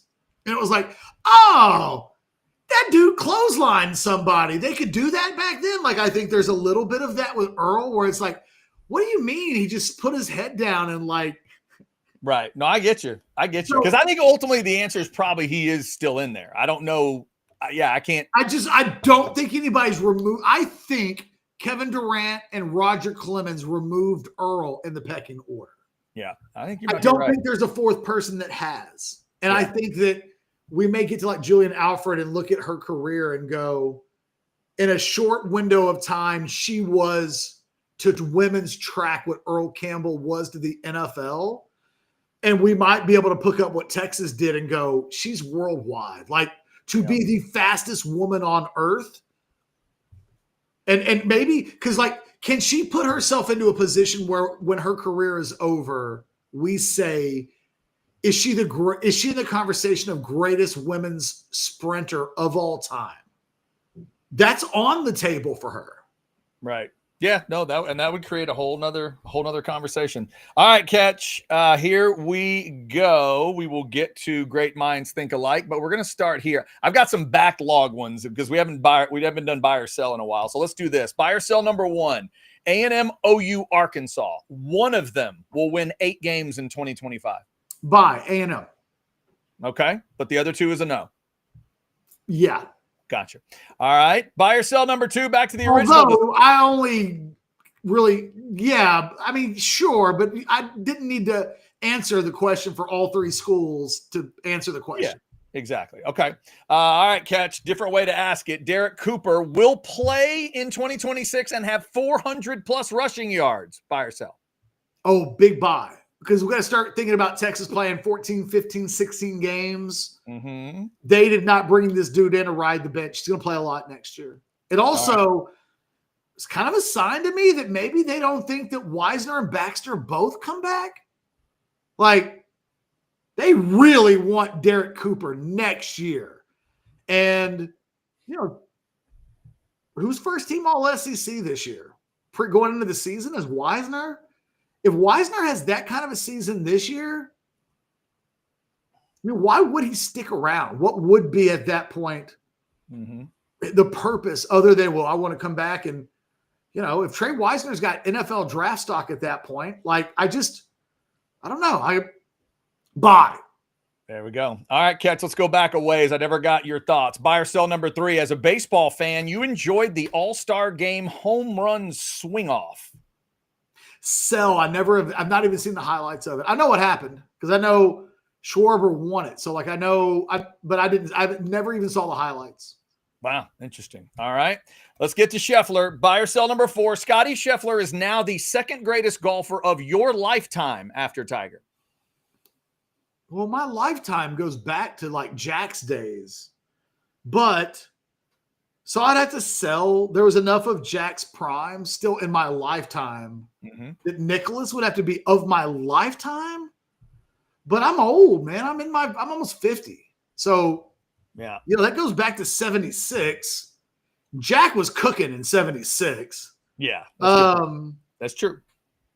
So I would have to sell. But if you narrowed this down, right, you did a really good job of doing the century thing. That was a good move. But I think you're absolutely right because obviously Jack is Jack. By the way, before my last one, my favorite stat of the weekend, because it's so silly, was now Scotty has won 9 straight tournaments where he's got the 54-hole lead. 9 in a row. Dude, that He's thing was won. over on Friday. He has become the ultimate, if he's even, he's leaving guy in golf. Yeah. So that catch over the last 50 years of golf is second all time to Tiger. Take a guess. How many consecutive tournaments did Tiger Woods win when he held the lead on Sunday? 52. Whoo, it's not quite that salty. 36. The second place is 9. Something just stupid. 30. Just put that in your brain and process. So I think maybe the Y.E. Yang thing is what ended it. Remember Y.E. Yang got him at the PGA? I think that's what ended that. What a random fact. I think that's true, but that's 36 times in a row. That's so dumb. And actually, I think they said it was 05 to 06. So that may not be Y.E. Yang if I'm thinking about it right.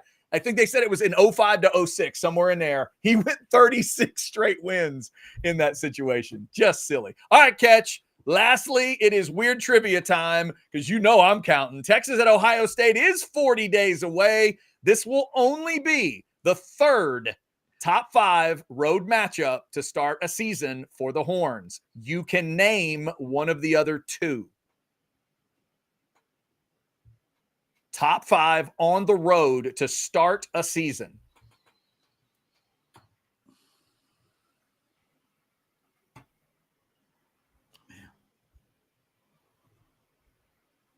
I mean,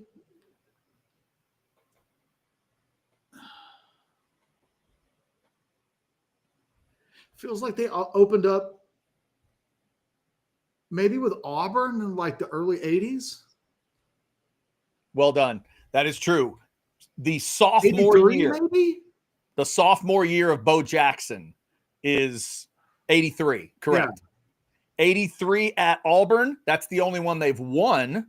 The other one was USC in 67 before that whole wishbone thing, kids. Go watch that documentary. But yeah, lost to USC in a close one, beat Auburn like 20-7. No, they worked them. And I'd forgotten they beat Bo twice. They beat Bo as a sophomore, and then Bo came to Austin. They beat him again. Yep. Yeah, so there you go. Only the third time that's ever happened for Texas. Pretty cool. Which one was the game where Jerry Gray knocked him out? That would have been 84. I think that was the home game, right? Right. That's the Austin game, I think. I think you're right. But I think, yeah, I remember. I mean, I don't remember because that predates me. I think that was my random note, my first college football game ever in person. Is that right? 1983. Okay. I was 6 years old. Baylor and Texas A&M, I believe, was a 13-13 tie. Oh, the tie at night in Waco, right? Yep. I watched that game on television, and I will never forget. To this day, it is one of the most confused moments I've ever had watching sports. I spent an hour trying to have my dad explain to me why the game was over. Like I couldn't get it. I couldn't understand. That was my first game, first ever in-person game. I was like such a mathematical, you know me. I'm like an OCD kid. I'm my dad's kid, and then he's like, I know, but they just end in a time. What do you mean? I don't remember anything about the game other than I went to the game. Now I can remember. That summer, I went to my first Phillies game, and I remember that game. I remember some of the details from that game because Steve Carlton pitched. The only thing I remember about that Texas A&M Baylor game Catch is there was I feel like one of the touchdowns was a deep pass across the middle, but I can't even tell you which team did it. I think there was a. Had you been to a game? What was your first game? You had to be right around there by a year or two. Yeah, my first game was A&M. Hosting Houston with Gary Kubiak as quarterback in 81 or 82? Okay. Yep. All right. So let's wrap it up. We're babbling now. I did want to know that, though. There you go. We're babbling now. That's right. Just now. Just now is when the babbling started. Thank you all for liking, subscribing, and getting your notifications. Thank you for getting those subscriber numbers up as high as they are. We appreciate you. Tomorrow, Catch, are we still in, spring schedule wise? We're still doing modcast on Tuesdays? Yes, off tomorrow, modcast as normal? Yes. All right. I will contact the Modcast folks and see if they want to come on with me and, talk stuff. We'll see if that happens tomorrow at 12. So join us for that. Thanks to Texas Card House for sponsoring us each and every day with this show. Y'all take care. It's Orange Bloods Live.